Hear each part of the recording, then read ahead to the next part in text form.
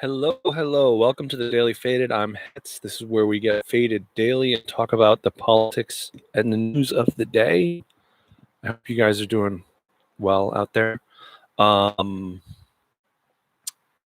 Sorry that I missed the last 2 nights. My back pain was beyond, and I just couldn't do it.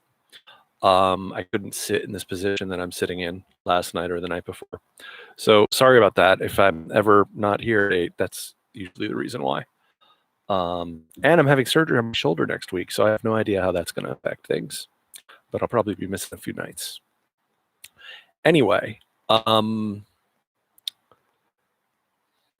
so it is July 15th, 2020. And before we get into anything serious, the blue checks got canceled on Twitter today. They all got shut off after the big hacking of Barack Obama and Bill Gates and a ton of other people. Some Bitcoin scam. So the blue checks all got their accounts turned off while Twitter sorted it out.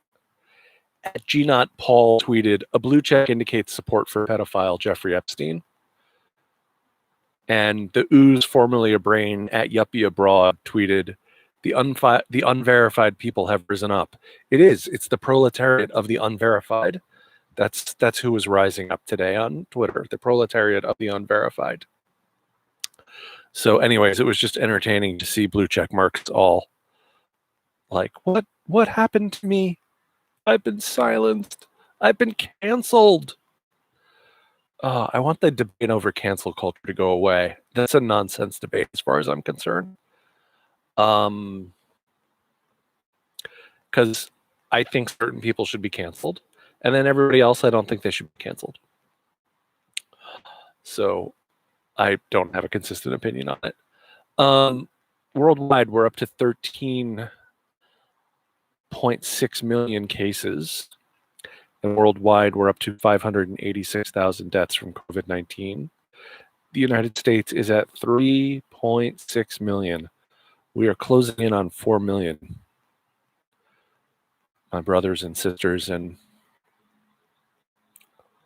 non-binary kinfolk.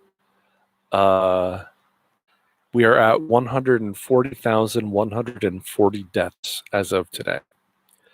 And here in California, we're at 355,285 cases, 7,361 deaths, and I believe we had our biggest caseload day yesterday. Nationwide, we had our second biggest caseload day yesterday, 65,644 new confirmed cases, and 954 deaths yesterday. So that number is really starting to stay up in the 900 range, and it looks like it's knocking on the door of 1,000.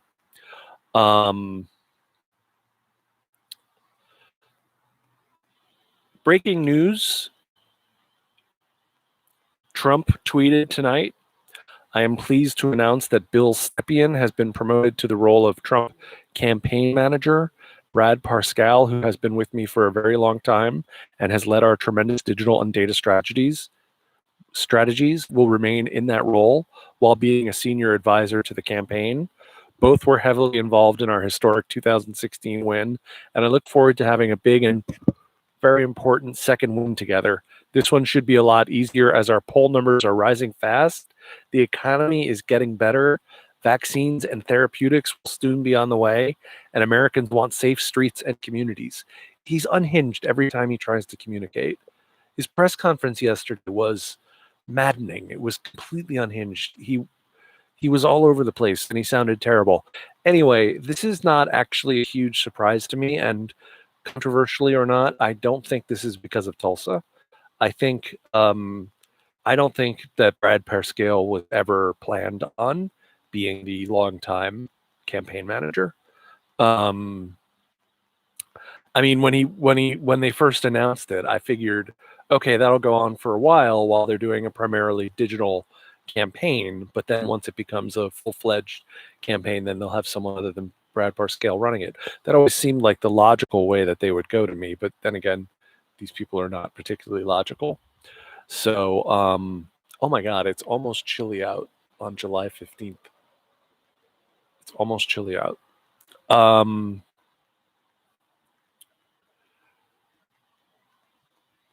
So I don't actually think that news matters all that much. I also read about how Trump is freaking out because he can't do rallies, and they're afraid that if they try and do a rally, they'll have another Tulsa on their hands, or that it said in the article that they wanted to make sure that if they went in and out of a town and there was a rally there, that if there was an outbreak, the local press and politicians would be friendly to them, wouldn't say, oh, the Trump campaign rally caused this outbreak, even if it had, of course.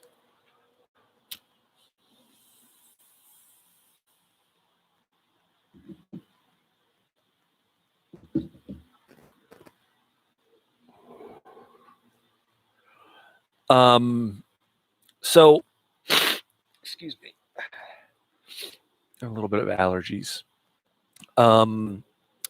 California Superintendent of Public Instruction, Tony Thurmond, said all California school districts should be prepared for online-only teaching this school year. So, Orange County Board of Supervisors voted against it. But Santa Ana is doing it. Burbank is doing it. Pasadena is doing it. I think all the dominoes are just going to fall. I think school districts across the state and across the country are just going to start tumbling into at-home schooling. And, we just bought 2 laptops so that our girls can go to school from home this week, this year. And we're putting their desks out and stuff. So it's going to be a whole new thing. LA Times, new record for new cases in California with over 11,000 cases. Officials also announced 144 additional COVID-19 fatalities Tuesday, the state's second highest single-day death toll. LA Mayor Eric Garcetti has warned that the city is inching closer to another shutdown as dangers posed by the coronavirus continue to loom. Quote, "We made so much progress in March and April," he said Monday. "There is no question that the pandemic has gotten worse here in LA, across California, and across this country. We did the right thing before, and now we have to do the right thing again." So, sounds like we might have another shutdown coming our way, although there is so much that's shut down right now to begin with. I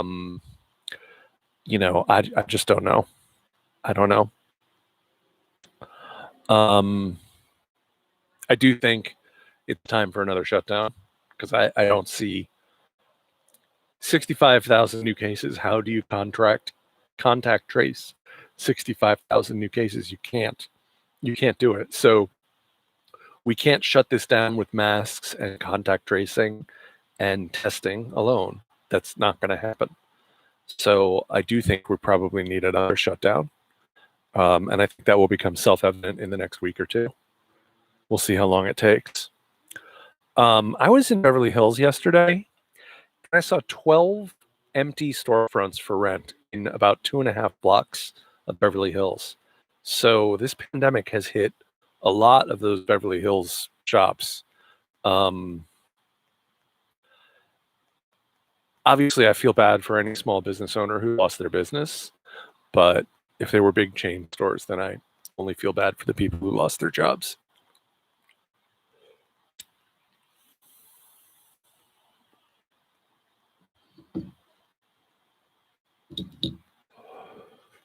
The best news today was that the notorious RBG, Ruth Bader Ginsburg herself, came out of the hospital after being admitted yesterday to fight an infection.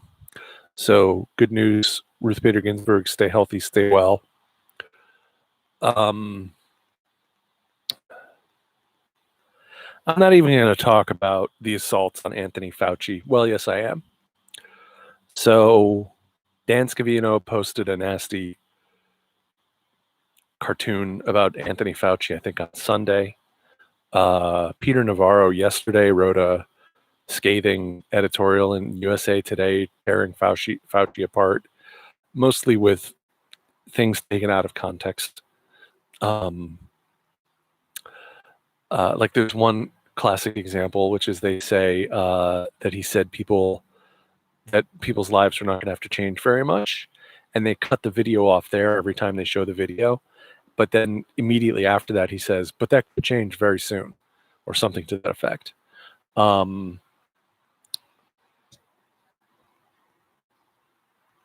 So I was fascinated today. Former Ched Fairman.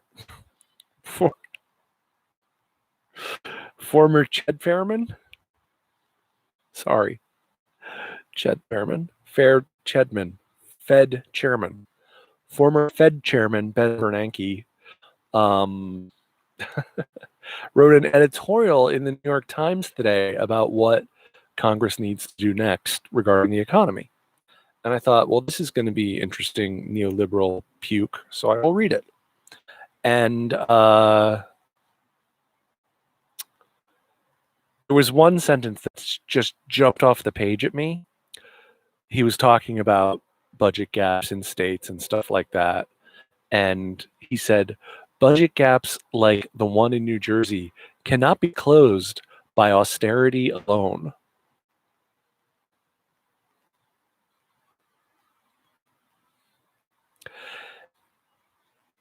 The idea of austerity is so ridiculous at this point. It didn't work anywhere. It didn't work anywhere. It didn't work in Greece. It didn't work in England. It didn't work here. It didn't work. Austerity doesn't work. It's just bullshit. It's just bullshit. They can generate the money. They can spend the money. But to Ben Bernanke's credit, he did go on and say, this was towards the end of the editorial, the CARES Act allocated $150 billion to state and local governments. This new aid package must be significantly larger and provide not only assistance for state and local governments, but also continued support for the unemployed, investments in public health, and stimulus payments to encourage household and business spending and restore full employment. That's the second kind of big market economist in 2 days who I've heard say that, basically. So I think that the Wall Street types, because at the end of the day, these are all, I don't know, is it JP Morgan? Yeah, they're all JP Morgan guys, right? And, you know, Steve Mnuchin is a JP Morgan guy. So we went straight from one JP Morgan cabinet to the next. There are a few other who are from JP Morgan in the Trump cabinet. So they are probably starting to realize that the best way to ensure demand in the economy is to put cash into people's hands, and to help people not get foreclosed and evicted on by putting cash in their hands. Hopefully they'll realize that, and hopefully Trump will see it as a big populist win, and do it. And I do think politically it's the right thing for him to do right now, because people need help, and a lot of those people are Trump voters.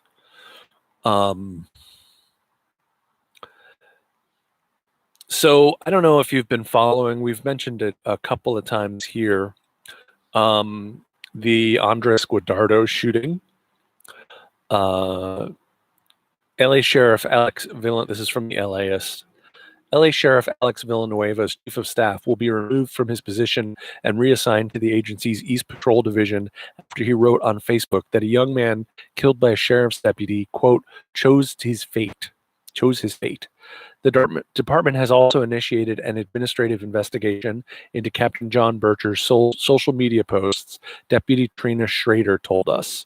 Birch came under scrutiny when ABC7 uncovered posts on his personal Facebook page about Andres Guardado, the 18-year-old security guard who was shot 5 times in the back last month. I saw protesters with signs that said, disband LA Sheriff's Department, making the argument that that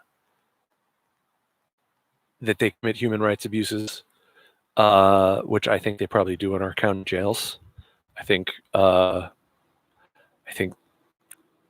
solitary confinement is a human rights abuse, and I'm sure our sheriffs do that all the time.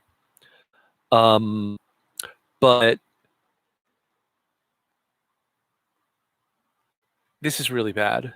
So among the posts and comments highlighted by ABC, Bircher asked, why so much coverage over Guardado?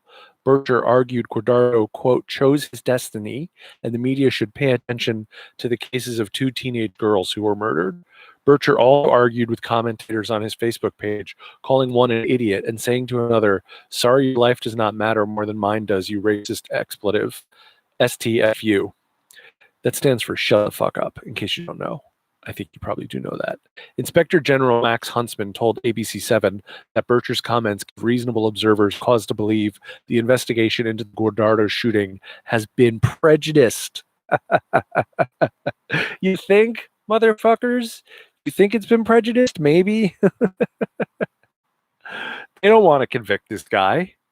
Bircher's actions, quote, are inexcusable and further confirm why an independent investigation into Guardado's killing is necessary, said Adam Shea, an attorney for Guardado's family, in a statement. Nothing from Javier Becerra about the state attorney general investigating this one. Just like fucking Stefan Clark in Sacramento, where they fucking chased him into his backyard with his cell phone, chased him into his backyard and shot him 10 times in the back, handcuffed him while he was bleeding out. I mean, I'm not very impressed with the LA Sheriff's Department, or the LAPD for that matter, and I completely support defunding the police. I would say something in the range of, defunding it 50 to 75%. And then completely reforming the police as we know it, so that they have de-escalation training as much as they have weapons training, if not more, and that they focus on protecting our rights and liberties instead of violating them. Anyway, this is interesting to watch, and the protests are only getting more intense. So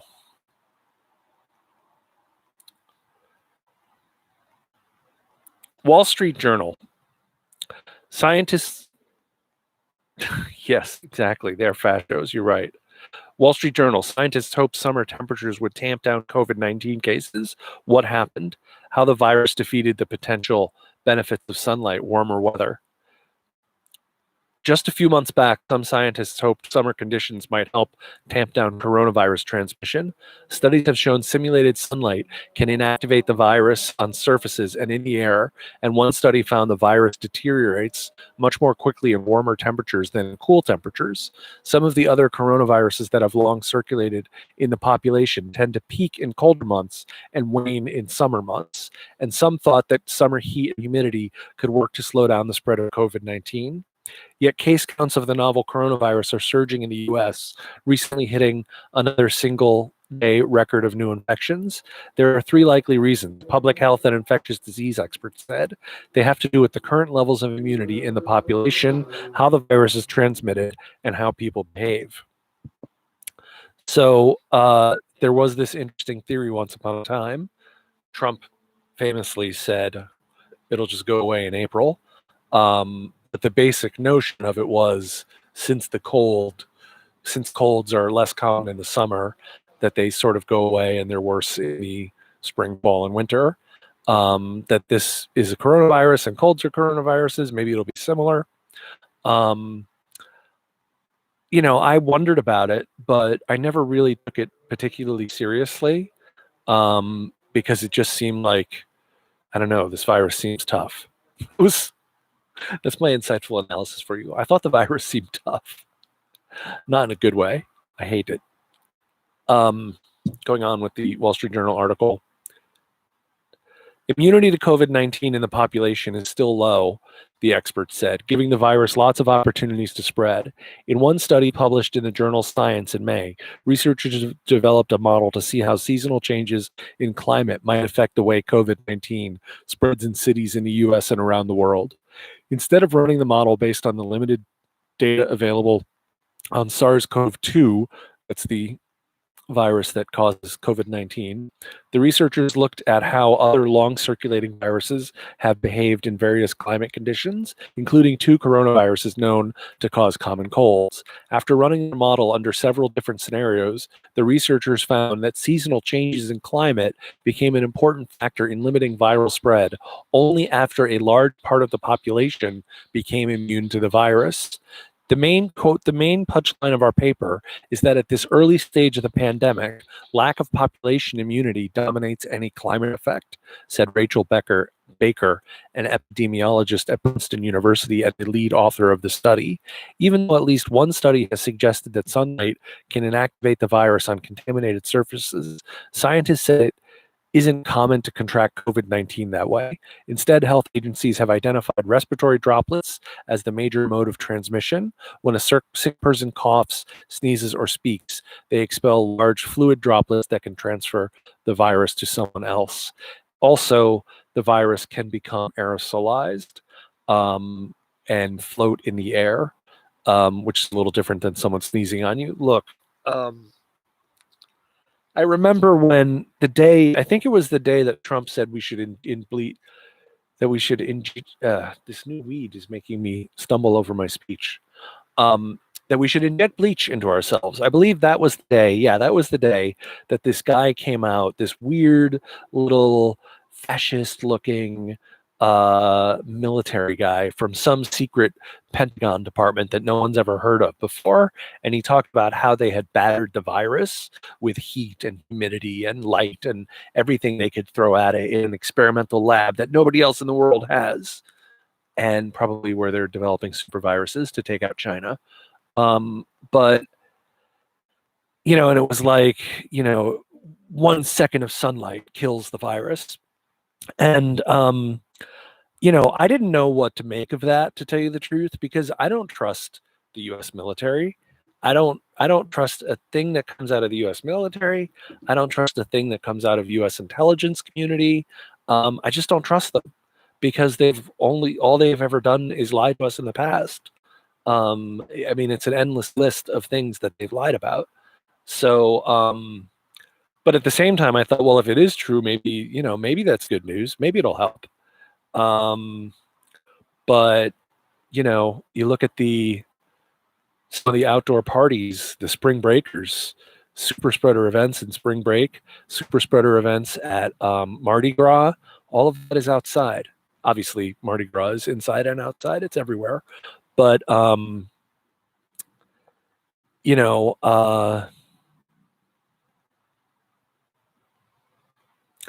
very concerned about reporting that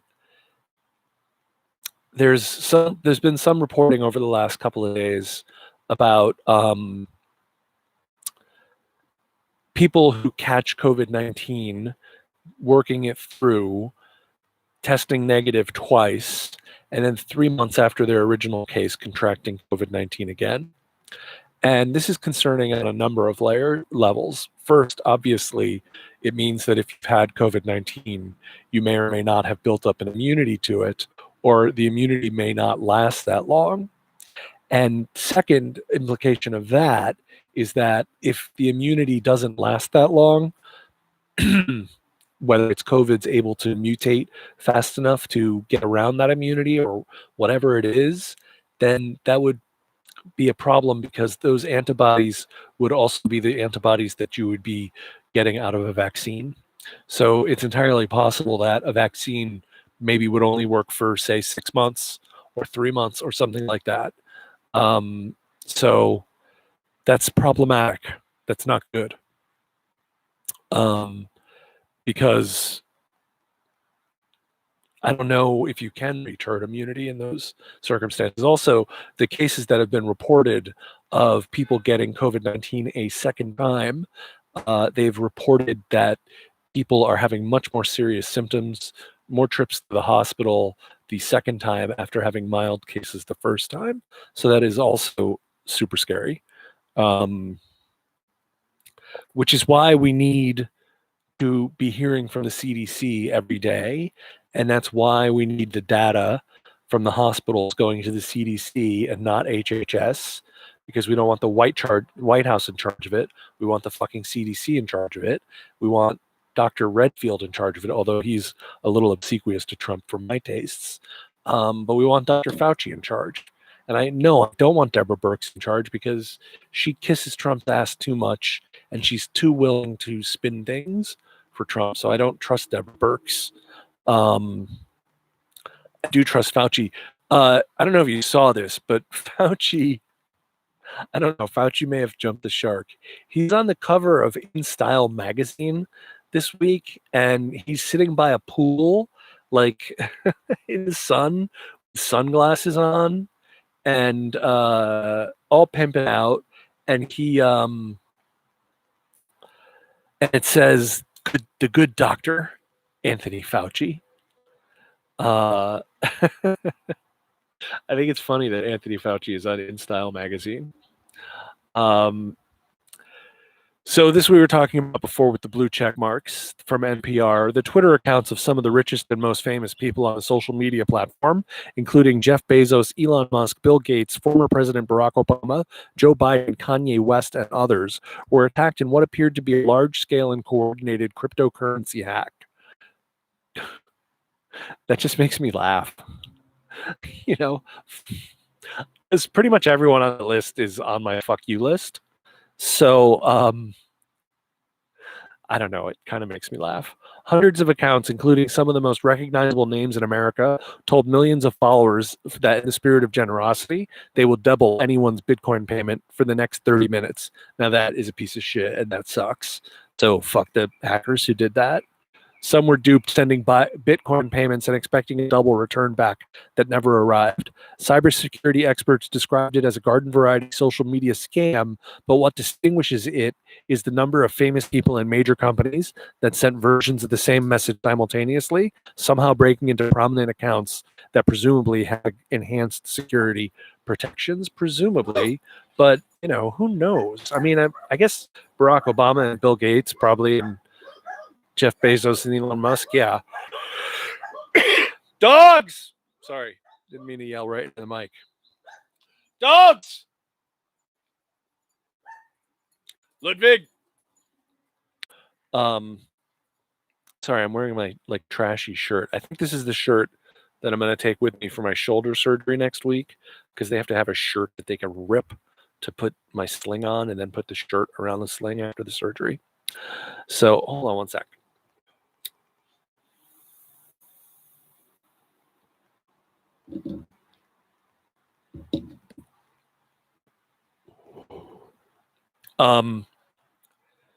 I don't know. I mean, look, I feel terrible for anyone who got took by this Twitter hack. But it was really fun with all the blue checks disappearing on Twitter. It was funny. And of course, you know, the blue checks, not all of them, certainly many of them are perfectly decent people. But for me, the blue checks is like the Karens, it's the corporate Democrats, it's the New York Tandons of the world, it's you know, Cory Booker and Chuck Schumer and those kinds of blue checks. Yeah, to see them get their panties up in a bunch over it was precious. So, and I do like the proletariat of the, what was it called? I forgot. The proletariat of the, what was that tweet? And unverified. The proletariat of the unverified. So that's what I say. This has been the Daily Faded. Please hit subscribe and like, and join me again tomorrow night at 8 o'clock, assuming I'm not in extreme back pain. Thanks a lot. Good night.